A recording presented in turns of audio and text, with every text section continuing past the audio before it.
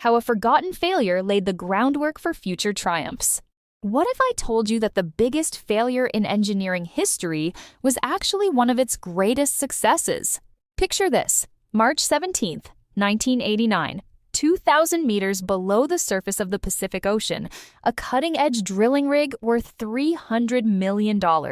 And in less than 4 minutes, it imploded so violently that the shockwave registered on seismic sensors 300 miles away. Project Alpha was supposed to revolutionize deep-sea exploration.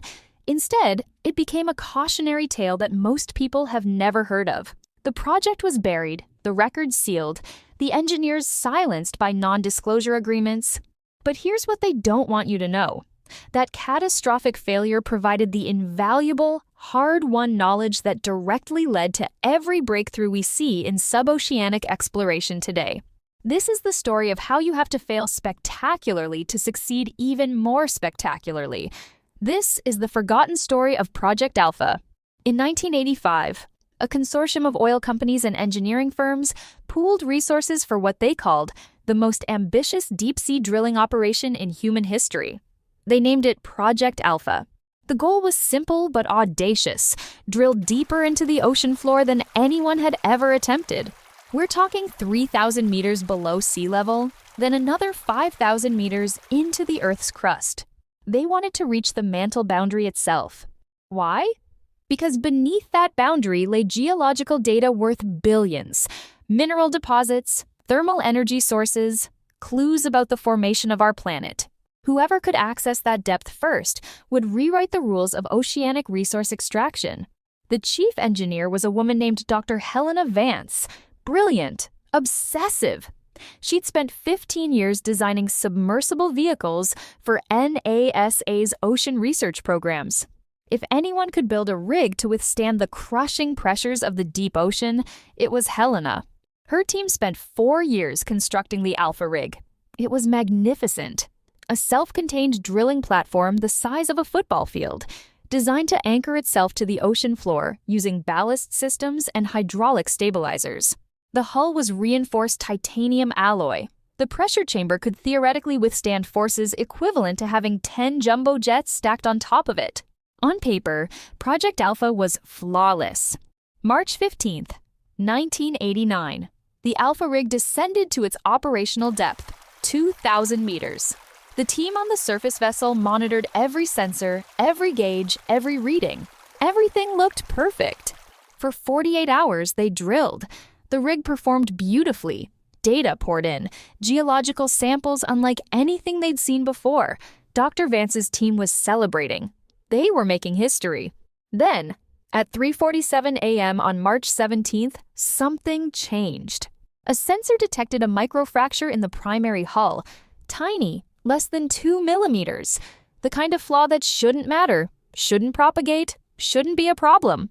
But at 2,000 meters depth, pressure doesn't forgive imperfections. Within 90 seconds, that microfracture became a crack. The crack became a rupture, and the rupture became a cascade failure that consumed the entire structure. The Alpha rig imploded. Imagine a structure the size of a football field being crushed into a space the size of a car in under 4 minutes. The pressure wave was so violent, it damaged the support vessel on the surface. 3 crew members on that vessel were injured by the shock wave traveling up the tether cables.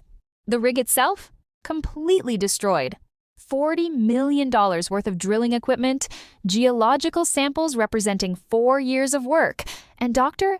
Helena Vance's life's work, all crushed into a debris field scattered across 2 square kilometers of ocean floor.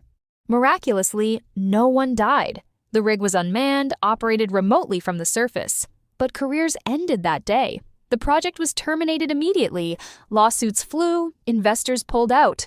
Within 6 months, Project Alpha was erased from public record. Dr. Vance never worked in deep-sea engineering again. Here's where the story gets interesting. The wreckage of Project Alpha sat on the ocean floor for 3 years, but a small team of engineers, led by Dr. Vance herself, convinced the consortium to fund one final mission: a forensic analysis of the failure. They sent down remotely operated vehicles to map the debris field. They recovered fragments of the hull. They analyzed every piece of data from the moments before the implosion. What they discovered changed everything. The failure wasn't a design flaw in the traditional sense. It was a fundamental misunderstanding of how materials behave under extreme, sustained pressure over time. The titanium alloy they'd used was perfect for short-duration deep-sea operations. But over 48 continuous hours at 2,000 meters, the molecular structure of the metal experienced something called pressure fatigue. The metal was literally getting tired. This was a phenomenon that had been theorized but never observed in real-world conditions. Project Alpha provided the first empirical evidence. And more importantly, the wreckage provided a roadmap for what not to do. Dr. Vance and her team published their findings in obscure engineering journals. No press coverage, no headlines, just technical papers read by a handful of specialists. But those specialists were the ones designing the next generation of deep-sea vehicles. They incorporated every lesson from Alpha. They developed new alloys that could withstand pressure fatigue. They created monitoring systems that could detect microfractures before they became catastrophic. They designed modular structures that could isolate failures before they cascaded. Within 5 years, submersibles using Alpha-informed designs were reaching depths that would have destroyed the original rig. Within 10 years, permanent research stations were being established on the ocean floor. Within 20 years, we were mining rare earth minerals from depths Project Alpha could only dream of. Every single one of those successes stood on the shoulders of that catastrophic failure. Today, if you visit the International Deep Sea Research Consortium headquarters in Monterey, California, there's a small plaque in the lobby. Most people walk past it without noticing. It reads, Project Alpha, 1989. The failure that taught us how to succeed. Dr. Helena Vance passed away in 2018, but before she died, she gave one final interview to an engineering journal. She was asked if she had regrets about Project Alpha. Her answer, my only regret is that people think of it as a failure. Alpha didn't fail. Alpha taught us exactly what we needed to know. Every successful deep-sea mission since then carries Alpha's DNA. We just had to be willing to learn from what went wrong. That's the lesson that extends far beyond engineering. In any field, in any endeavor, monumental failures are not endpoints. They're stepping stones.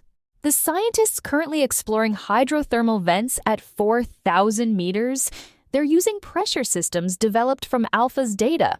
The autonomous drilling platforms harvesting methane hydrates from the ocean floor, their hull designs are direct descendants of Alpha's failed structure, refined and perfected.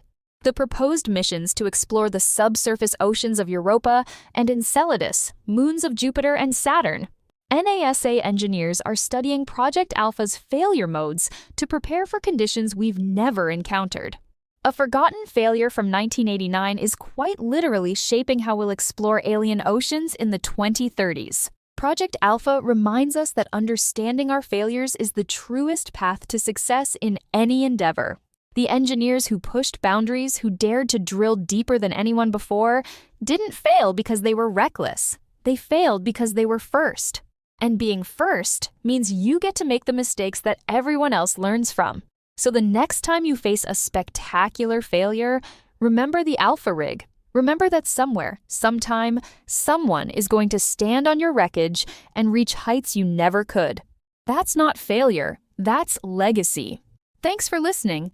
If you want to hear more forgotten stories of failures that changed the world, subscribe and hit that notification bell.